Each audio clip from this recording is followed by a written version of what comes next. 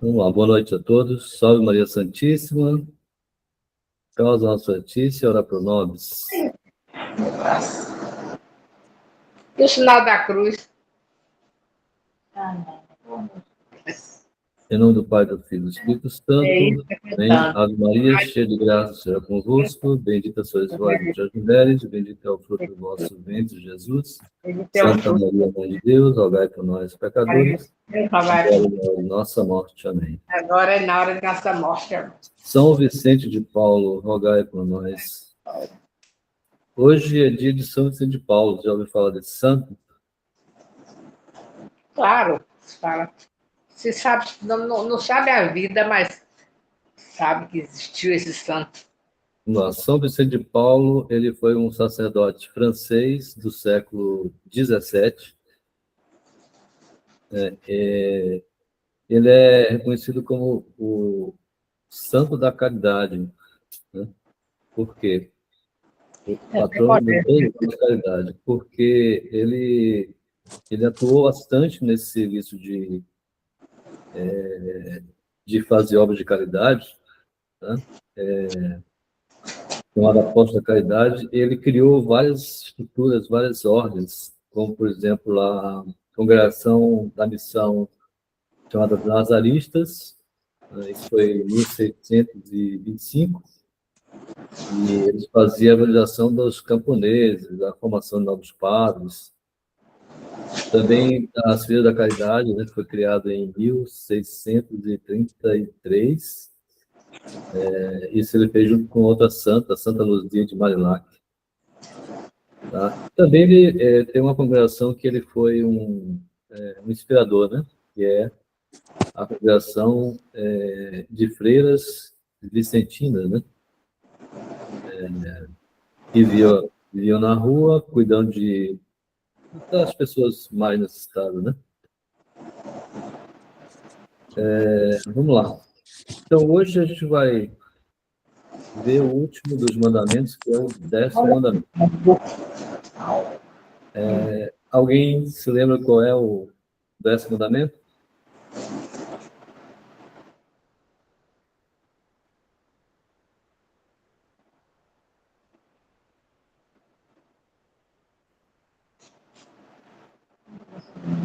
Parece que ninguém se lembra, né? Então, vamos lá. O catecismo, São Pio X, a gente viu que ele trata do sexto e o nono juntos. A gente fez isso há 3 anos atrás. Já o catecismo de Concílio de Trento, que é o catecismo romano, que é mais completo, mais amplo, ele trata o nono e o 10º juntos.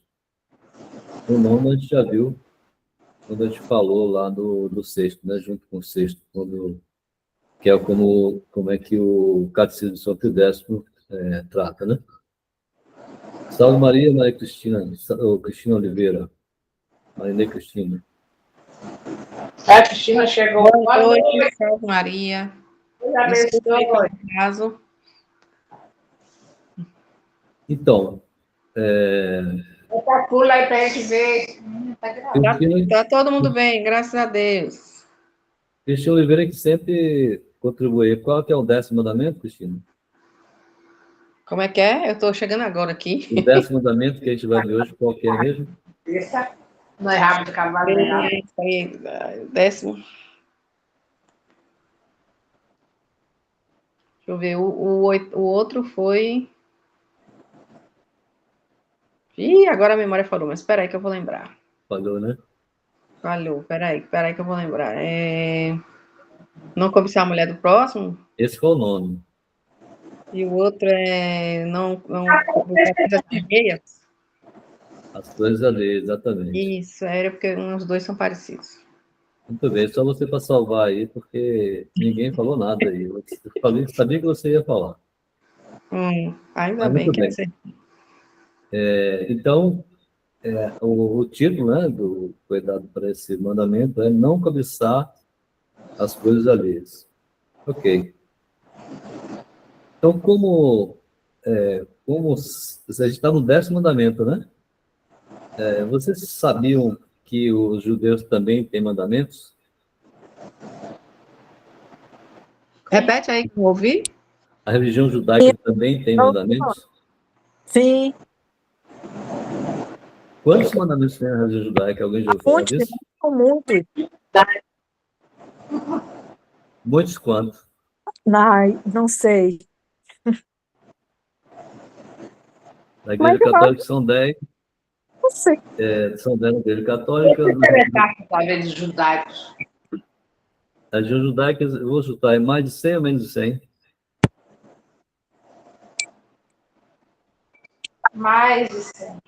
Ah, sim. Mais de 100. No total, são 613 mandamentos.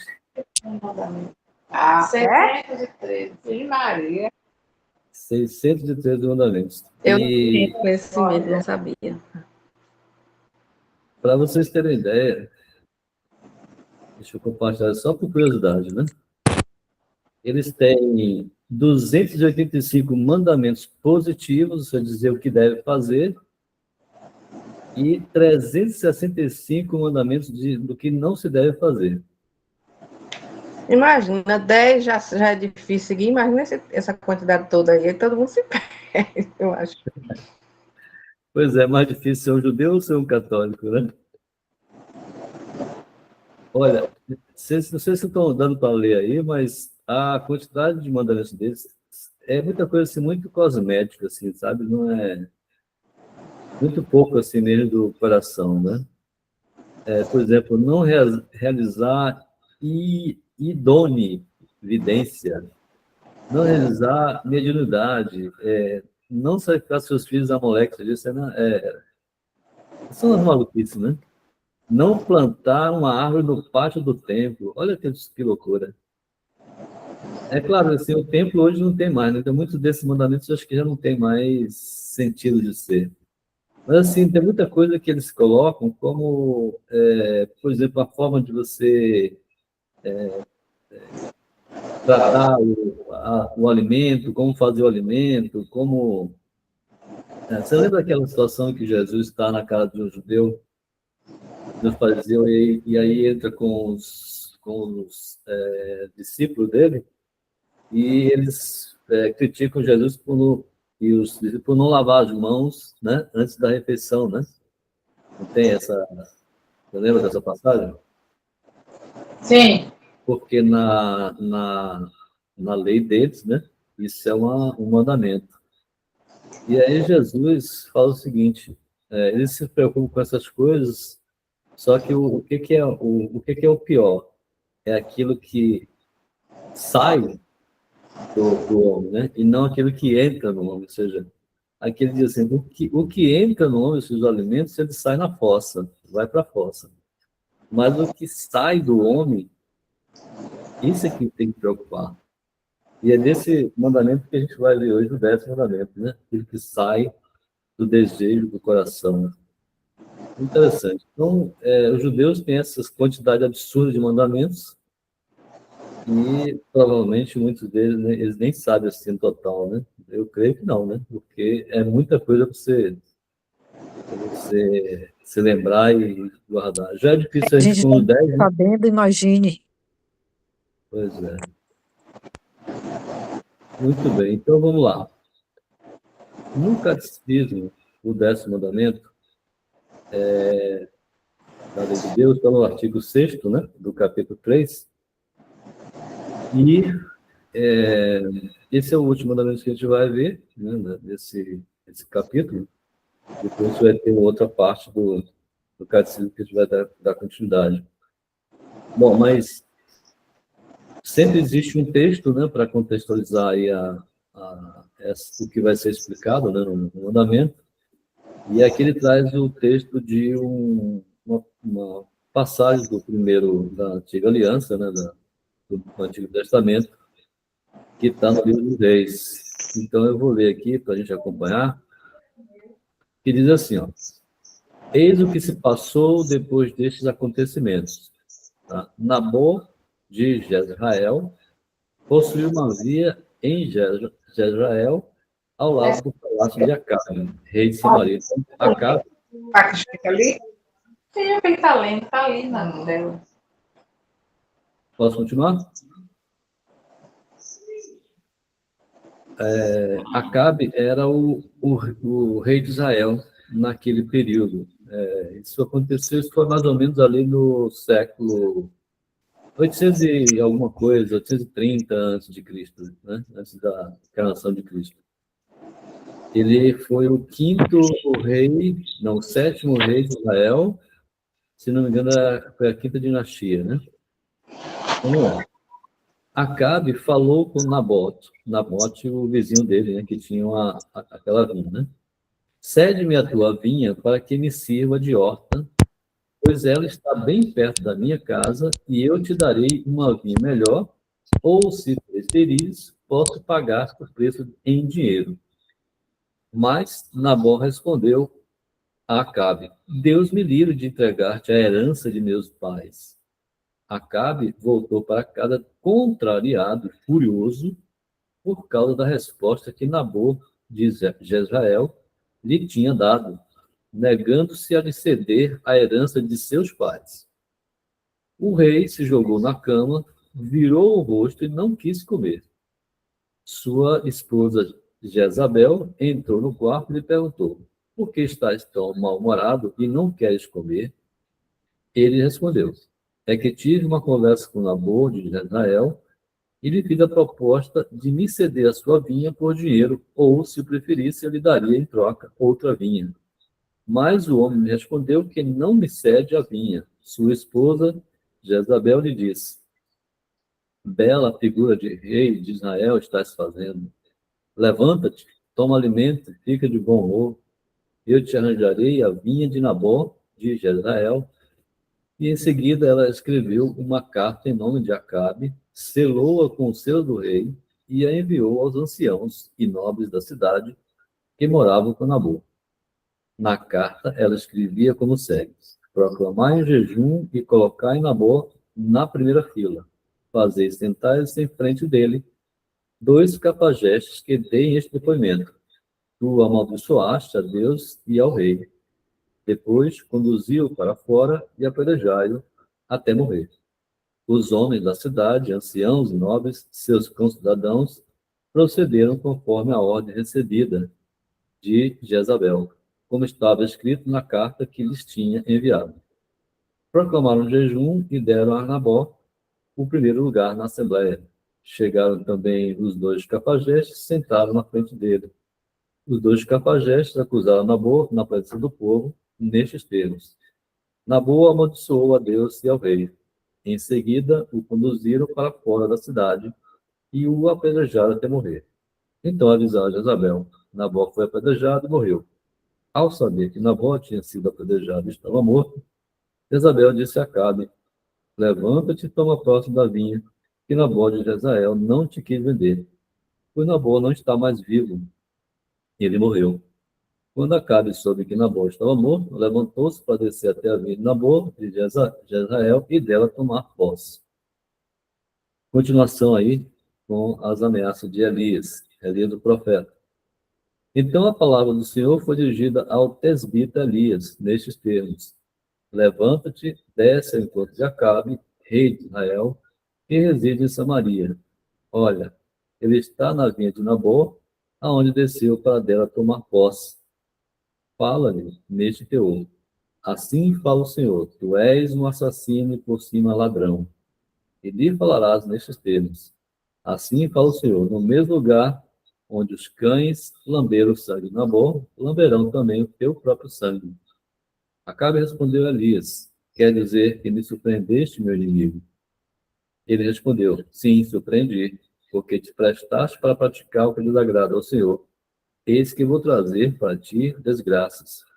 Vou varrer-te, exterminando em Israel todas as pessoas do sexo masculino da família de Acabe, escravos e livres.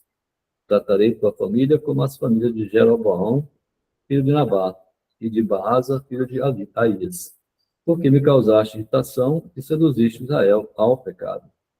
Também a respeito de Jezabel, o Senhor falou assim: Os cachorros devorarão a Jezabel na propriedade, diz Israel.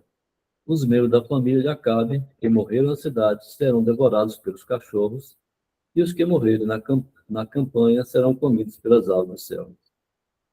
1 Reis, capítulo 21, de 1 a 23. Essa passagem aí, a gente está percebendo aí que o rei Acabe, né, ele cobiçou, né, a vinha, né, do Nabô, né, que era vizinha ao palácio dele, e porque o Nabô não cedeu, ele aí tramou, né, ou melhor, cedeu à trama da esposa, que acabou cometendo um crime pior, que foi o assassinato dele, né? Então, veja, né, a cobiça do rei, né? Então, esse mandamento vai falar sobre isso. Ele não cobiçar as propriedades alheias, né? E, veja, ele ficou chateado quando o Nabor negou, né? Porque Israel, assim, a herança dos pais, né? Eles não cediam, assim, não vendiam, né? Era uma por questão de tradição, de cultura deles, eles mantinham a herança sempre transmitindo para os seus descendentes. E tanto que ele diz lá, né? Deus me livre de fazer isso com a herança dos meus pais, né? Então, é uma cultura deles, né, de manter a propriedade, sempre passando de pai para filho e assim por diante. E aí acontece, né, essa situação aí da cobiça do rei, e veja que em que terminou, né? Terminou num crime pior, no outro pecado, né? E assim, né, começou no coração do rei e terminou na ação pecaminosa dos dois, tanto que Jesus, ou tanto que Deus faz, né, a sua justiça, a sua vingança, né? Na sequência aí ele vai dizer que Acabe ele se arrepende. Então, ele acaba não, assim, ele acaba fazendo um castigo para a descendência de Acabe, né? Bom, vamos lá. Então, o que que diz aí a pergunta 465, né? Que nos proíbe o 10º mandamento. Então, lembrando sempre que os mandamentos que a gente tem visto aqui, né, sempre tem aquilo que é proibido, né, e aquilo que deve ser feito, ou seja, uma parte negativa, evitar, e uma parte positiva. Então, a pergunta 465 diz, o que nos proíbe o 10º mandamento? Não cobiçar as coisas alheias. O 10º mandamento, não cobiçar as coisas alheias, proíbe o desejo de privar o próximo dos seus bens e o desejo de adquirir bens por meios injustos. Então, aquilo que eu estava falando, né, agora há pouco, quando Jesus dá aquela reprimenda para os fariseus, né, ele diz que o pior é o que sai, né, do homem, sai do coração do homem. Então, os pecados eles são cometidos antes, né, ou seja, lá no íntimo da pessoa, né? Então, por isso que o mandamento, tanto o 9º quanto o 10º, ele está mais, vamos dizer assim, a preocupação maior é em relação aquilo que está no coração do homem. Então, é como se fosse uma proteção, né, nossa e do nosso próximo em relação, né, à origem do pecado, né? Então, o 9º ele diz não cobiçar a mulher do próximo, e o 10º ele diz não cobiçar os bens do teu próximo. Tá? Aqui os bens, a gente não fala somente das coisas materiais, mas também de você ter inveja do que a pessoa é, do que a pessoa, né, faz. Também isso está ligado com esse mandamento, né? Esse mandamento ele tem a ver com a cobiça, né, com a concupiscência, né, com a inveja, com a avareza, aquela avidez de bens materiais, né? desejo injusto, né, dos bens alheios. Então, o 10º mandamento, no catecismo, ele proíbe essas coisas, mas ele não proíbe, por exemplo, que a gente tenha desejos honestos. Ou seja, a pessoa que quer mudar de vida, quer crescer na vida de forma honesta, isso não é condenável, né? O que é condenável é quando você, por exemplo, o caso de Acabe, né? Acabe já era rico, Acabe já era o rei, mas ele queria ter um jardim, né, ao lado do palácio dele. E aí ele queria tomar a herança ou tomar não, ele queria que o outro fizesse negócio, só que o Nabor não queria ceder, era a herança da família dele. Então, isso é condenável, né? Querer aquilo que pertence ao próximo, de forma injusta. Se o Nabor quisesse fazer negócio, não tinha problema nenhum, mas a gente percebeu que a coisa se enrolou de forma, uma cobiça que se transforma, né, num outro pecado, né, o assassinato, né, por aí vai. O Acabe, ele era um rei, né, que ele foi considerado um dos piores reis de Israel. Por quê? Porque ele permitiu, né, que houvesse culto a deuses pagãos, né, lá no reinado dele. Tá? O Baal, por exemplo, que era aquele que o próprio Elias combateu, não sei se você lembra disso, tem também na história, né, o combate que Elias faz a essa falsidade do Baal, né, e ele consegue desmascarar. Né? Elias que foi o precursor, né, da ordem dos Carmelos. Lembra da Nossa Senhora de Carmelo, Nossa Senhora do Monte, Nossa Senhora do Carmo, né, que é a ordem que foi formada. Elias foi o precursor dessa ordem. Né? Então, a partir de Elias, do Monte Carmelo, ali, que essa ordem foi assim, gestada. Né? Então, com São Simão de Tóquio, já no ano 1000 e pouco, que tomou mais corpo. Nossa Senhora de Carmo que foi comemorada agora, dia 16, né, de julho. Você lembra disso, né? Nossa Senhora do Carmo, 16 de julho. Então, esse 10º mandamento, ele é um pecado, ele é um pecado, ou seja, é um mandamento importante, né? Não é nada que... É um fundamento até para os demais, para se observar os demais mandamentos. Né? Isso por quê? Como eu falei, né? Todo pecado, ele começa onde? No coração, né? Então, a gente dominar os nossos desejos, né? A gente ter os desejos ordenados e não desordenados, né? É que vai evitar essa, esse cometimento desses outros pecados, né? No caso do Acabe, por exemplo, cometeu lá o homicídio, né? Tá? Então, é do coração que nasce, como o próprio Jesus fala isso, né? Ensinou para os apóstolos e para nós, né? Onde nasce o homicídio, o adultério, o roubo, a mentira, né? Tantas outras faltas, né? A concupiscência, né? Que muitas vezes ela é interpretada também como uma cobiça, né? Mas, na verdade, a concupiscência ela é considerada como uma raiz de todos, de uma quantidade muito grande de pecados, né? O que vem ser a concupiscência? O que é a concupiscência? Você sabe o que quer dizer a concupiscência? Alguém pode dar uma contribuição aí? O que é a concupiscência? Eu não sei, não. Quem mais pode dar uma contribuição? Também não sei. Eu esqueci.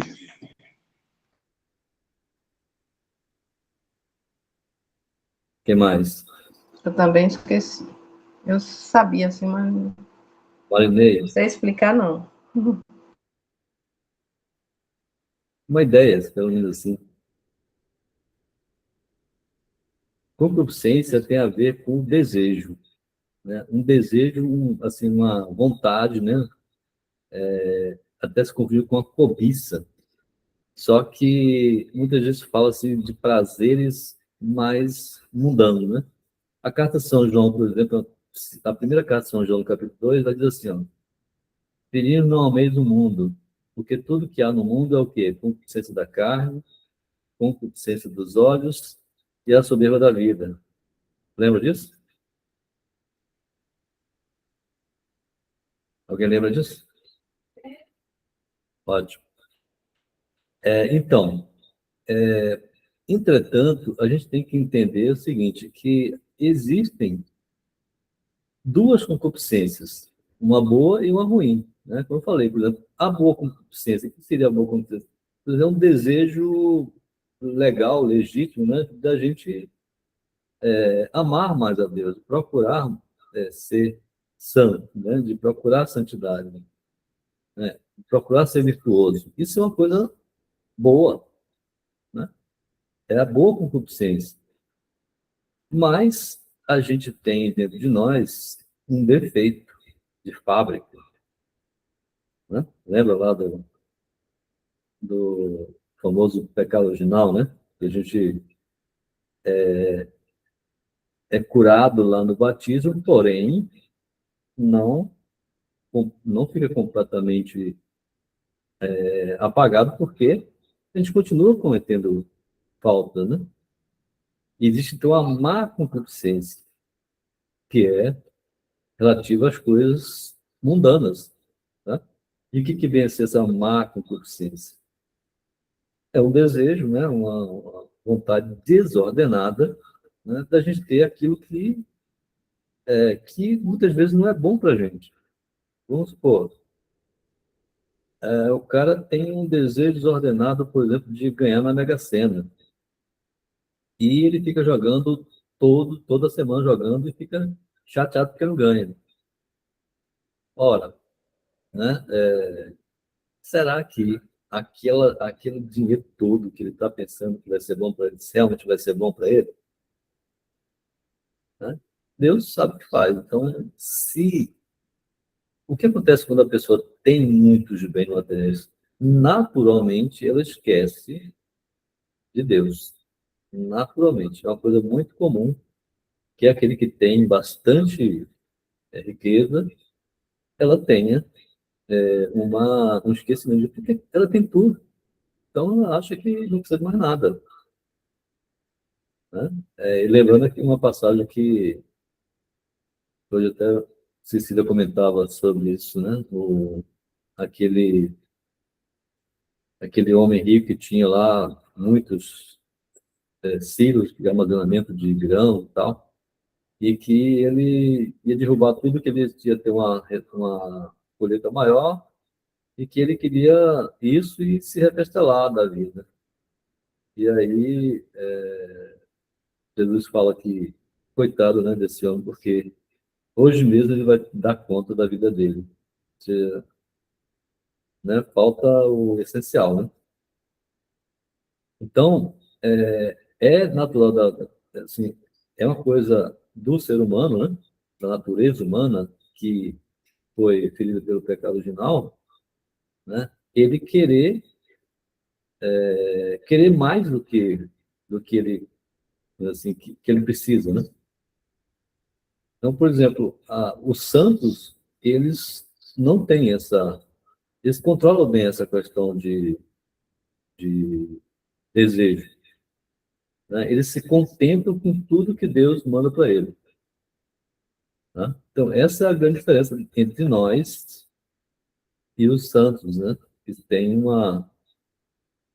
Que conseguem enxergar, né, na sua vida que tudo que Deus nos dá, inclusive a nossa vida, não é nossa. O Evangelho de hoje fala sobre isso, né? O Evangelho de hoje, se vocês ainda não escutaram, não leram, fala daquela parábola do administrador infiel, né? E aí, a leitura da igreja, a interpretação da igreja, é exatamente, somos nós, né, que recebemos a vida, recebemos os dons e administramos. Mas de que forma estamos administrando isso? E vai chegar um dia que Deus vai nos cobrar isso. Então, de que forma a gente está fazendo, tá administrando esses bens? A única coisa que é nossa de verdade, que Deus não pode fazer nada com isso, porque é totalmente nossa, é a nossa liberdade, a nossa vontade. Né? Isso Deus não vai te mudar em nada. Né? Se você não quiser, Deus não vai interferir. Então, a nossa liberdade é totalmente nossa. É por isso que a melhor coisa que a gente pode fazer, a melhor doação que a gente pode fazer para Deus é dar a Ele a nossa liberdade, a nossa vontade. Né? Assim que a gente fala no Pai Nosso, seja feita a vossa vontade, assim na terra como no céu. No céu já é feita a vontade de Deus, e na terra. Né? Nós rezamos isso todos os dias, né? Mais de uma vez por dia. Então, o arcebispo Tunchin, ele fala muito sobre isso. Eu li uma vez uma das meditações dele que dizia que a coisa melhor que a gente pode dar a Deus é a nossa liberdade. Né? Porque ela é totalmente nossa. Tá?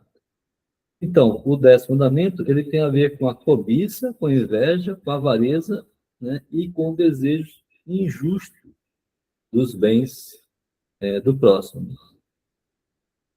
Então, o catecismo, ele faz um alerta em relação, por exemplo, a como é que você está conseguindo esses bens, de forma lícita ou ilícita?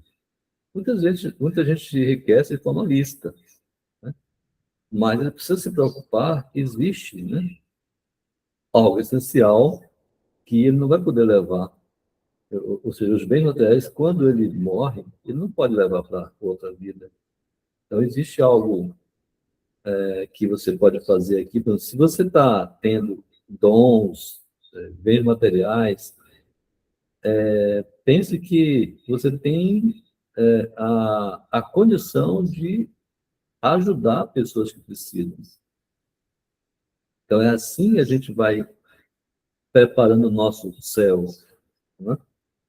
Fazendo a caridade. Então, se Deus te dá bens, te dá dons, né? Te dá uma vida bastante tranquila, pense que você precisa também, de certa forma, também contribuir ou melhorar a vida de outras pessoas. Né?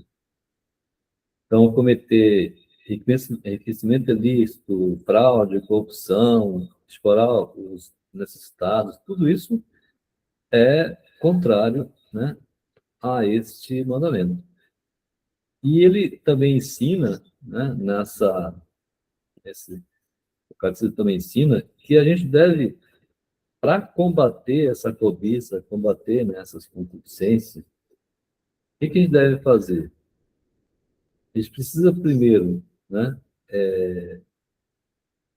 se contentar com aquilo que Deus nos dá, né, ter uma pobreza de espírito, tá? Então, o que é pobre de espírito, esse Deus se satisfaz e quer, vamos dizer assim, ajudar, quer dar mais para essa pessoa. Né? A pessoa que é generosa, que se desapega dos bens materiais, porque tem gente que só está feliz se tiver uma conta bancária, né, lá em cima. Se não tiver dinheiro para fazer suas coisas, né, se não tiver dinheiro para gastar, fica muito triste, isso é muito ruim para a pessoa. Né? Essa pessoa não tem confiança na providência divina. Então, veja, os santos, eles eram tão confiantes na providência divina que eles faziam o máximo de generosidade possível e Deus sempre confiava mais, né? Providenciava tudo que eles precisavam para vestir, para comer, né? Teto para morar. Então, quem vive satisfeito com o que Deus lhe dá, né? Ele tem uma paz interior. Tá? E quais são os instrumentos que Deus dá, né, para que a gente possa combater, né, essa concupiscência, combater essa cobiça, né, essa concupiscência mal, né, má. Vários instrumentos que a igreja nos dá, né, nos ensina. Por exemplo, a oração constante, né, tá sempre em oração. A frequência dos sacramentos, então, a frequência do sacramento, principalmente o sacramento da confissão, da Eucaristia, que é o principal sacramento, que nos fortalece. A meditação, né, especial nos evangelhos, meditar sobre aquilo que Deus ensinou para nós, nos ensina todo dia. Então, fazer a leitura do evangelho daquele dia, fazer uma meditação, praticar a caridade, inclusive, ela segundo São Pedro, ela apaga uma multidão de pecados, né?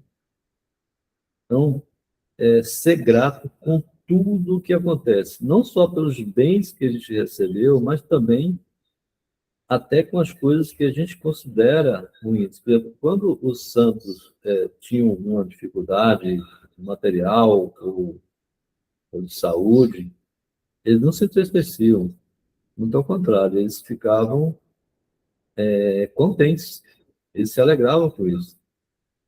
Então, a gente ter uma dificuldade, ter uma doença, ter uma gripe, dá graças a Deus por isso.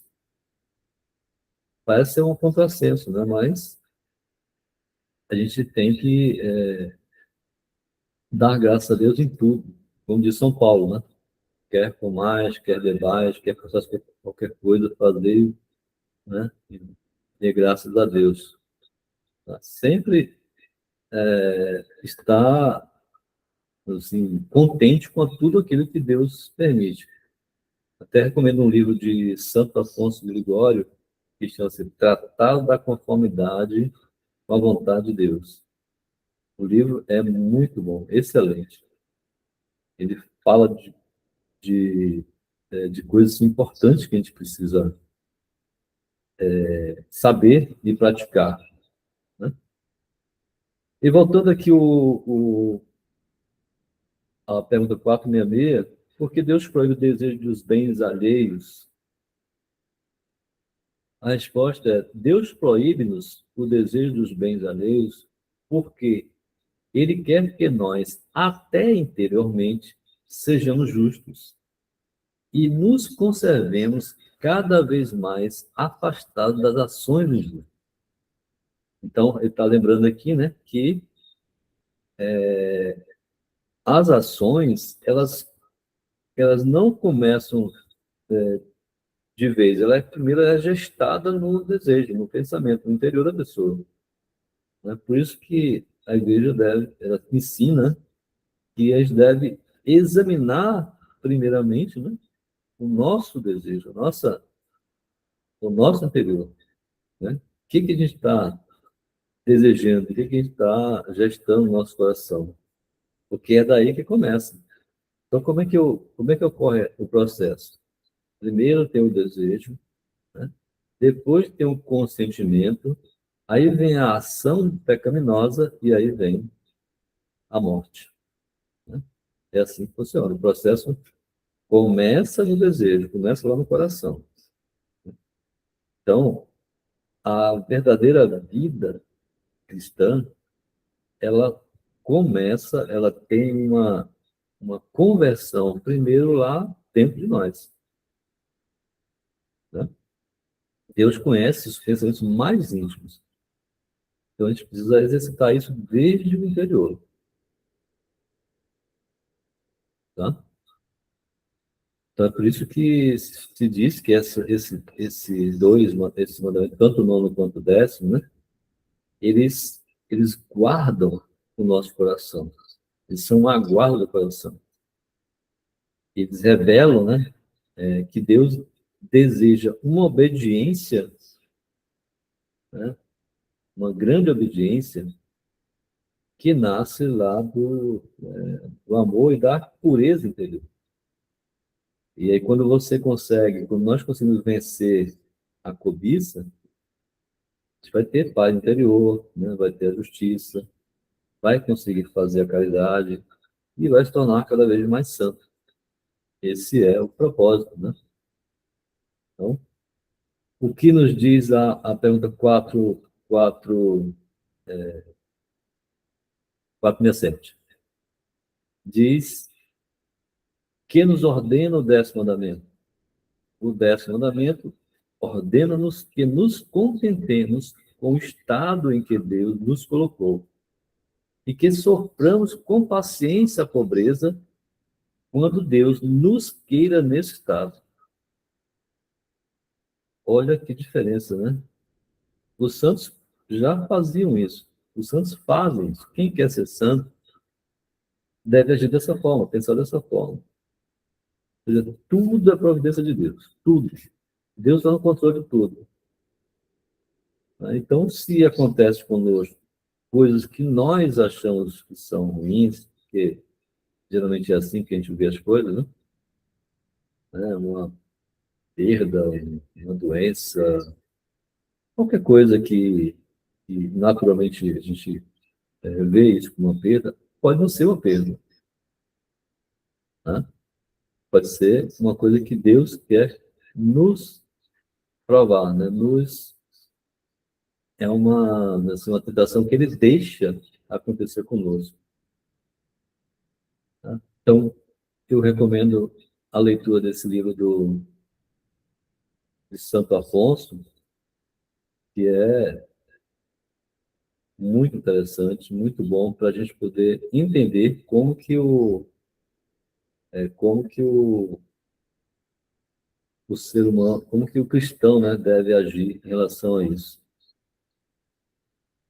Eu tinha até feito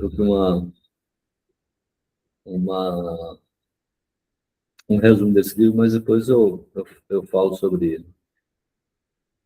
Como pode o cristão estar contente na pobreza? É possível, né? O cristão está contente na pobreza? A resposta: o cristão pode estar contente mesmo na pobreza, considerando que o maior de todos os bens é a consciência pura e tranquila, que a nossa verdadeira pátria é o céu e que Jesus Cristo se fez pobre por amor de nós e prometeu um prêmio especial a todos aqueles que suportam com paciência a pobreza. É forte, mas é verdadeiro, é isso mesmo. Então, por que nós estamos tão preocupados ficamos, né? Muita gente ficando preocupada. São Tiago diz que todos nós somos tentados por alguma concupiscência, né? Nós temos esse defeito em nossa carne, em maior ou menor grau. Então, uns são tentados por questão né, de uma paixão por alguma coisa, sei lá, útil, assim, uma coisa de moda, outra coisa de, sei lá, tantas coisas que tem no mundo aí, né? De carro, outro de, sei lá, comida, outro de esporte. Então, a gente precisa saber dosar isso, saber equilibrar essas coisas, né? Então, é muito bom a gente conhecer as sagradas escrituras, conhecer as cartas, né? São Paulo, as cartas de Pedro, João, Tiago, que tem muito ensinamento. Ler e meditar sobre aquilo que está escrito lá, que é coisa que não foi feito para aquela época, foi feito para a vida toda. Aquilo são verdades, verdades são eternas, verdades não mudam com o tempo. Ok? Então aqui vai dar 9 horas, acho que o capítulo 3º completa aqui, né? O 10º mandamento completa aqui. Alguém tem alguma contribuição, alguma coisa para falar sobre isso? Sobre esse que a gente falou aqui hoje?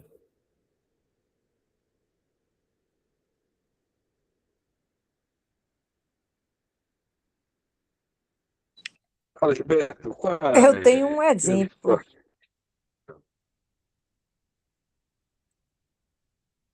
Sim, Rita, pode falar. É, acho que Cecília até já sabe. É uma história de Zefa, que quando ela completou 65 anos, é, ela podia pegar o ônibus sem pagar. Então, ela foi tirar a carteirinha dela de idoso de 65 anos, e isso é uma coisa que me marcou muito. E chegou em casa numa alegria, comemorando, porque ela podia pegar ônibus a hora que ela quisesse, a hora que ela pensasse em sair, ela podia, porque ela não ia precisar de pagar o transporte. E chegou Uhum. em casa feliz da vida. Eu disse: Meu Deus, Zé, a gente comemora porque comprou um carro, e a senhora está comemorando. Mas, gente, foi tão genuíno, sabe? E, assim, uma felicidade mesmo. Tipo assim, Dona Silvia, mãe de Silvinha, Odinda, né, Sussu, dizia: Zefa, vem aqui. Ela ia, sem um tostão na mão, pegava o buzu dela e tchau, ia embora, feliz da vida. Eu lembrei disso. Desse é um Oh, exemplo, viu? humilde de coração mesmo. É, meu Deus do céu, é incrível, velho. É uma coisa assim que não vou esquecer nunca, nunca. É verdade, você me contou, eu Eu lembro. te contei, Eu contei que você me contou. Assim, nesse aspecto, viu, Rita, complementando, eu sempre achei minha tia Zefa, minha tia Zefa principalmente, que assim, para dar, você vê, uma pessoa contente com uma coisa simples, né? Pois Não, é, pouca coisa. Assim, com acho que é muito pouco. eu acho uma grandeza da alma, assim, dela, né? É, Já não está mais entre nós. é Mas, verdade, é assim, verdade. tava, assim, eu nunca vi minha tia Zefa mal-humorada, tratar mal ninguém. Não, e Ninguém, quem é chegasse na casa verdade. delas, se ela estivesse dividindo alguma coisa pelos que estavam, chegasse mais um, ela dividia por aquele mais um, seja lá quem fosse, e de bom grado, de bom coração, né? Sempre foi assim. Até tempo com os filhos, você tem 5 filhos, pá. Aí tinha Ah, lá 5 pratos para comer. Se chegasse uma sexta pessoa, ela pegava mais um prato, e se não tivesse mais além daquela ali, ela dividia do que ia para fazer. verdade, E verdade. nunca, e sempre, assim, o que tinha, o que dava para o filho dela, para os filhos dela, dava para os filhos alheios também. Sim, sim, com Com a certeza. maior boa vontade do mundo, né? Assim, Do você vê que mundo, há sinceridade, é pureza, né, verdade. da pessoa não fazer determinada ação ou coisa porque para puxar saco, para dizer Não, que é bom. Não, naturalmente, que né? Naturalmente. qualquer pessoa. É, isso é verdade, isso é fato. Verdade. É. Eu gosto de contar essa história, viu, minha gente? Porque, né, e principalmente no mundo que a gente vive hoje, que as pessoas só pensam em ter cada vez mais. E você vê, claro que isso já tem, sei lá, uns 20 anos, mas você vê uma pessoa comemorar porque vai poder sair de ônibus sem pagar. É fantástico, eu acho. É isso. Morreu Muito quantos bom. anos, Rita? Com 70. Eu nova. Porque tem problema do câncer, né? É, é. Que Tiva teve, ela herdou também. Igual, igual, igual. Muito bom.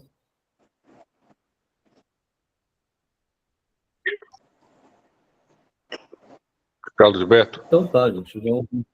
Oi? eu ia fazer uma pergunta, mas assim, como você falou aí, Deus, assim, as pessoas devem se conformar com o que tem, né? Sim. Ainda que tenha muito pouco, com Aham. pessoas, a gente sabe, conhece pessoas paupérrimas, né? Assim, e também tem pessoas que têm até mais do que precisa. Não tem? Tem.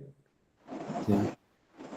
Aí, assim, se Deus deu a condição para essas pessoas que têm um pouco mais, né,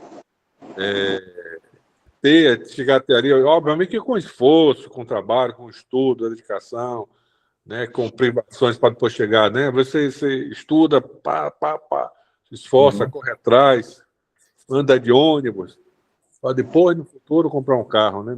Quando dá, tal. Se ele Deus também permite, né? Permitiu a essa pessoa ter acesso a essas coisas, a esses bens, ele também permite porque a pessoa deve usufruir disso, né? É porque, né? Porque, né? Não, Que, Cláudio? Não tem nada de errado. Não tem nada de errado nisso, né? não. Não. Mas tem que também pensar no próximo, né? Porque às vezes a pessoa se esquece. Ah, sim. O que eu comentei sobre o Evangelho de hoje, ele é meio claro sobre isso. Então, por exemplo, tudo que a gente tem é graça de Deus, até a sua vida, Sim. seu corpo, a sua alma. Saúde. Isso é de Deus, né? Isso é de Deus. Você vai dar contas aí disso lá no juízo. Então, se você recebeu muitos dons, muitos bens, como é que você frutificou isso? Como é que você fez a caridade necessária? Porque a caridade faz parte, ela é do ser do cristão. Se você vê uma pessoa necessitada e não faz caridade, você não tem amor de Deus aí. É isso que São João diz. Não tem o amor de Deus aquele que tem e vê o irmão passando necessidade e não dá. Não contribui, não ajuda. Não adianta que ama Deus desse jeito, porque não ama, né?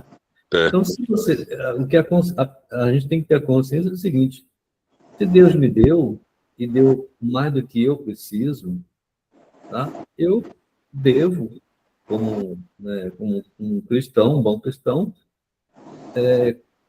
ajudar os outros que não têm. Nesse aspecto. Não que você não vá usufruir daquilo que Deus permitiu, mas pense que você pode, já que você tem, além do que você precisa, você pode e deve ajudar os que não têm. É nesse aspecto que a religião toca nesse assunto. Né? Perfeito. Cristian Oliveira. Sim, Carlos Santana. E, na minha opinião, isso vai além de bens, né? Que a gente imagina, assim, que ajudar o próximo é só doar, ajudar no que estiver precisando. Mas, às vezes, a gente tem o dom da palavra, o dom de dar um conselho, o dom de dar atenção, a pessoa está precisando mais. E aí, fica por isso no e-mail? De ter uma atenção, mais do que bens, do Mas que... é como ele falou, esse cara que não está trabalhando para receber a graça, a Bolsa Família, ele vai prestar conta no juízo final. Sim, Cristina, continuei. Sim, aí o seguinte... Desculpe aí, viu? Eu não vi que estava ligado aqui, perdão. Viu? Falando com a... Vou desligar aqui. Sim. Por exemplo, assim, você tem o dom, né, de conhecer, o dom da palavra, saber um pouco mais, e você está fazendo o quê? Compartilhando com a gente que nós não temos muito conhecimento. Você tem o dom de estudar, de ter tempo para ler, de ter dedicação, ter vontade para fazer isso. Muitas vezes a gente quer ter, nós não temos, às vezes, nem paciência de ler muita coisa, às vezes cada um tem uma cabeça, um consegue aprender mais ouvindo, o outro é lendo, e você, no exemplo, né? Você é uma pessoa que consegue ter muito conhecimento com facilidade e está fazendo o quê? Está doando esse dom para ensinar para a gente, entendeu? Então, muitas vezes a gente pensa que fazer uma caridade é só doar algum bem ou ajuda financeira, mas não, às vezes a caridade vem por um bom conselho, a caridade vem, né? Por tudo isso. No acolhimento, na visita de um doente, na visita na prisão. Na oração, né? Que às vezes a gente orar por alguém.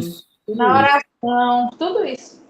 Você quer ver, Cristina Marinei, Uma das Sim. maiores caridades que a gente deve fazer e que a gente normalmente não faz, orar pelas almas do purgatório. É quem mais necessita. Agora eu já estou até orando mais, né? Depois que eu conheci assim, a importância. Exato. É quem mais necessita. Então, lembre-se disso todos os dias. Rezar pelas almas do purgatório, né? Principalmente aquelas que você tem mais obrigação, porque são aquelas que Deus te deu mais proximidade, por exemplo, as pessoas da sua família, os conhecidos. Por exemplo, eu sempre lembro, né, de rezar pelo meu pai todo santo dia. Né? Meu pai, minhas avós, meus avós, todo santo dia. Sempre lembro de estar pedindo pelas almas deles. Né? Porque eles não podem fazer nada por eles mesmos. Né? Então, a gente que está aqui, né, militando ainda na igreja militante, a gente pode fazer e deve fazer. Então, uma das maiores ações de caridade é rezar pelas almas dos que já se foram. E certamente elas vão agir por nós quando elas chegarem no céu. Porque elas também vão estar lembrando disso. Porque as orações que a gente faz para elas, né, é que vão dar condição delas se libertarem, né, do seu purgatório, da chama do sofrimento do purgatório. E aí a gratidão delas vai ser, né? Isso aí é inclusive atestado por alguns santos místicos que tiveram, né, esse conhecimento, essa revelação privada, mas que tem, né, a aprovação da igreja, rezar para o purgatório. Então, lembrar sempre dela todo santo dia. O dia de segunda-feira, por exemplo, é o dia que a igreja ela separa, né, para que a gente faça oração mais específica para as almas do purgatório. Então, lembrar de segunda-feira, rezar, por exemplo, pela a ladainha das almas do purgatório. É uma boa prática. O mês de novembro inteiro a gente dedicar para as almas do purgatório. É uma das maiores caridades. Você pode pensar aí que se não for Ladainha do purgatório? se não for a maior obra de caridade, pelo menos está entre as maiores obras de caridade. E isso são coisas simples. Simples, né? Como você falou, não precisa ser bens materiais somente. Você pode doar, por exemplo, várias coisas. Você tem dons. Quais são os seus dons que Deus te deu? Você vai e doa para aquela pessoa, para as pessoas que você tem proximidade. Né? Ou até, por exemplo, até uma coisa que muita gente ainda não entende. Rezar pelo inimigo. Né? Deus quer o quê? Que o pecador se converta e seja salvo, né? O nosso inimigo, ele é uma vítima também. Aos olhos de Deus, ele é uma vítima. Por quê? Porque ele está ali cometendo pecados graves. Pode até se condenar, certamente se condenaria. Mas a oração, ela pode converter essa pessoa. Então é bom lembrar que a gente tem inimigos? Tem. Vamos rezar por eles. Em vez de ficar criticando o tempo todo, falando mal deles, vamos rezar por eles. Vamos lembrar que eles também são filhos de Deus. Então, são coisas que a gente pode fazer e deve fazer. Então, a gente tem dom de orar por ela? Tem. Todo mundo tem o dom de fazer caridade. Está dentro de cada um. Não gasta nada. Né? É isso. Alguém mais? Então, vamos encerrar por hoje, são 9h11 já. Vamos rezar, então, a Ave Maria, né? E pedir a Nossa Senhora que nos abençoe e que nos dê a graça de a gente praticar, né, essas virtudes que nós estamos aprendendo, que nós estamos refletindo, né? Cada vez mais. Né? Por isso que é bom a gente separar esse tempo, né, de meditar, de orar, de conhecer a doutrina, porque isso nos ajuda como cristão, como católico, né? Nos dá graças, né? Lembra que eu falei semana passada? Cada meia hora que a gente separa para falar dessas coisas, falar de Deus, né? Falar de Nossa Senhora, falar da doutrina, a gente recebe indulgência também, né? o Papa Pio VII falou sobre isso, concedeu essa graça para nós. Então, vamos lá. Ave Maria, cheia de Mas, graça, o rapidinho. Senhor é convosco. Oi? Pode continuar, depois eu falo. Ave Maria, cheia de graça, o Senhor é convosco. Bendita sois vós entre as mulheres, bendito é o É o fruto do fruto do vosso vosso ventre, ventre, Jesus. Santa Santa Maria, Maria, Mãe de Deus, rogai por nós, pecadores, agora e na hora de nossa morte. Amém.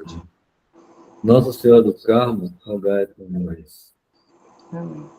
amém. Rapidinho, deixa eu só falar que eu lembrei aqui ligeirinho, que o padre me disse o seguinte: quando a gente vai fazer uma caridade, a gente não faz pela gente nem pelo outro, faz por Deus, né?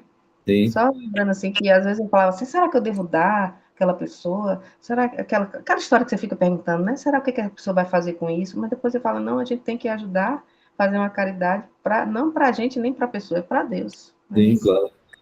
Era só isso. Nossa Senhora comentava lá para a irmã Lúcia, né?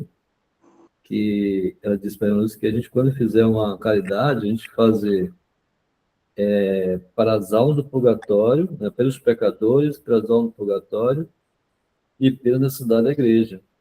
Então, sempre que fizer uma caridade, ofereça para essas coisas, porque é assim que vai ser aplicado os méritos, né? Para as almas do purgatório, para os pecadores, para a salvação dos pecadores e pela necessidade da igreja.